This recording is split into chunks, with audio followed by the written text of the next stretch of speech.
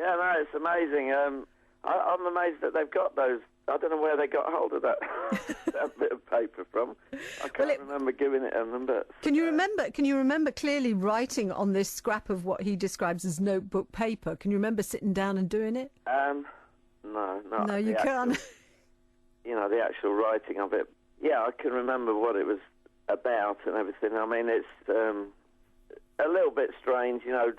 Obviously, I'm very proud of the song, but it's kind of all that sort of adolescent anger and rage and sort of punky kind of anger and blaming it all on the woman is kind of obviously sort of mellow with age, so it's a bit it's strange.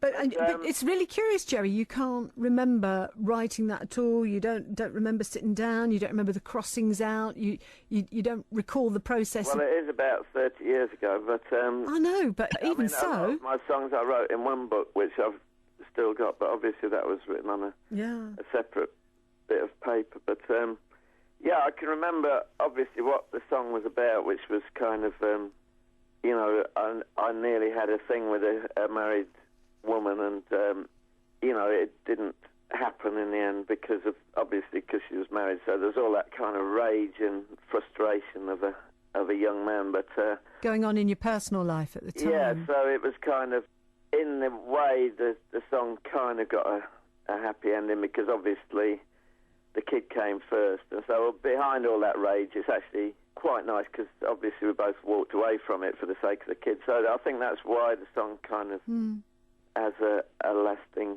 appeal, if you see what I'm getting at. I do, and it, you know, it's interesting, Jerry. I mean, it's that two-tone at its height. It was a relatively short period, yet it has remained culturally really important, not least, of course, to Coventry.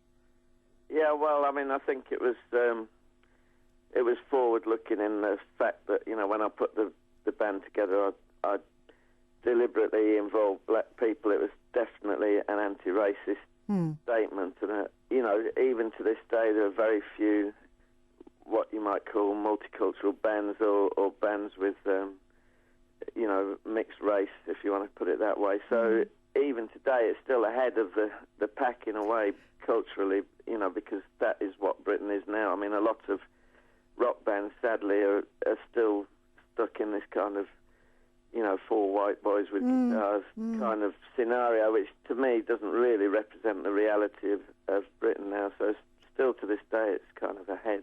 So, Jerry, did you, at the time of writing, have any inkling at all on the power and influence that the lyrics and the song would have in popular music? I mean, we heard the curator there saying, you know, the Rips themselves have said, you know, it was such an influence on them. There are many musicians who would cite you and the Specials as having an influence on them musically. No, I didn't really, but I did used to think big, you know. Before, you know, before asking Terry to join, I actually asked John Lydon to. Oh, did you? After the Sex Pistols had broken up, and so I always, you know, thought big. I mean, if you're going into pop music, you have to think big. If you're not trying to create the best band in the country, there's no point in doing it, really. You've really got to think in those terms. But yeah, the fact that people I didn't really expect it to ever be as big as it was. So how do you look back now on your time with the Specials? Well, it started off really great, you know, really exciting. But you know, unfortunately, they did sort of turn against me rather, and it all got rather unpleasant towards the end. So it's a kind of bittersweet taste for you. Well, no, the first part was great, but like I say, it kind of soured because people started to resent the fact that I'd written the songs and stuff, which wasn't really very pleasant at all. No. So yeah, it's a kind of, the first part was great, and then the end of it was not very. This time.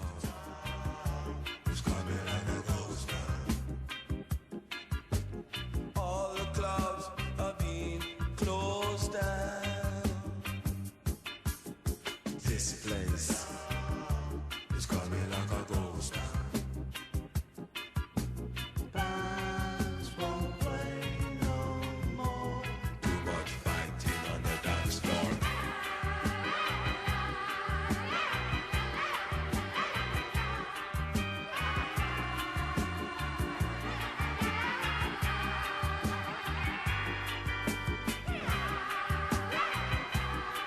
Jerry Dammers. Now, earlier we heard him talk about asking John Lydon to join the original lineup and the unpleasant breakup of the Specials. He's about to go back on the road with the Jerry Dammers Spacial AKA Orchestra, which has already had great reviews, and others have said it puts the joy back into live jazz. I asked him how all that came about. Well, it started off at the Roundhouse.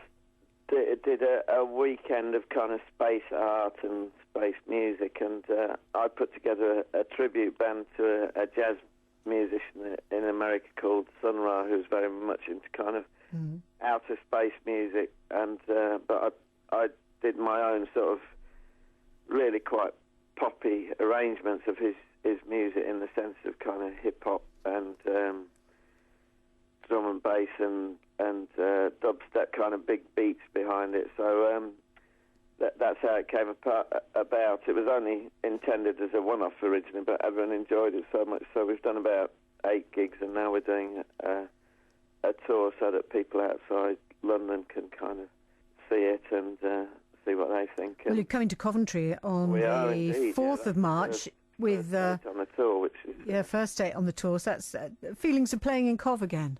Yeah, no, that's great that it happened to land on the first date of the tour. And we've got Rico Rodriguez, who is the trombone player who played with the Specials, is doing a special little guest spot on the first 3 dates. So that's nice that'll be. He was kind of like the honorary member of the Specials, I think, at one time. Yeah, well, he's a real veteran of the original ska scene, and he's still, to this day, puts fantastic feeling into his playing, that he's very, very powerful. It's that genuine kind of Jamaican feel to it.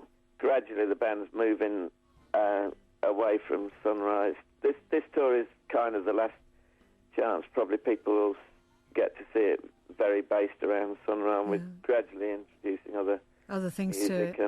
Well, we look forward to that, and we're going to hear a little bit of it in just a moment. Egyptian Strat, I think. But back to the lyrics for Too Much Too Young. You must be proud that you are part of just a few objects that have been chosen for the BBC's History of the World. I know, it's amazing. I mean, I don't know much about it, but it's fantastic. And as I say, you're up there with the jet engine, the E-Type Jag, Shakespeare's Ring, the rugby ball. Medieval hand axe, you name it, you're there.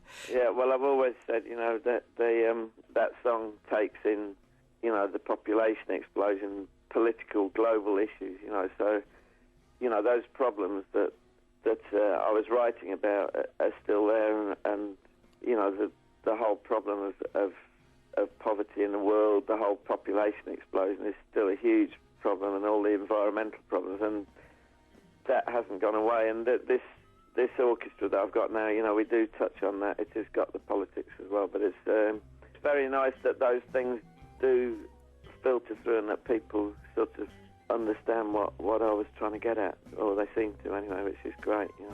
Jerry, really good to speak with you again. Thanks very much indeed for joining us, Jerry Dammers. Yeah, thank you.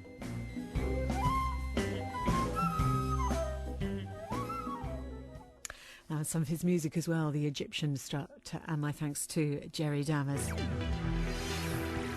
BBC Coventry and Warwickshire, the home of Annie Oathen in the morning. And on that very subject of his lyrics, of course, being part of the History of the World, we've got a special event being hosted by yours truly at the Herbert Art Gallery Museum in Coventry on Wednesday the 31st of March from 6:30 through to 9:30.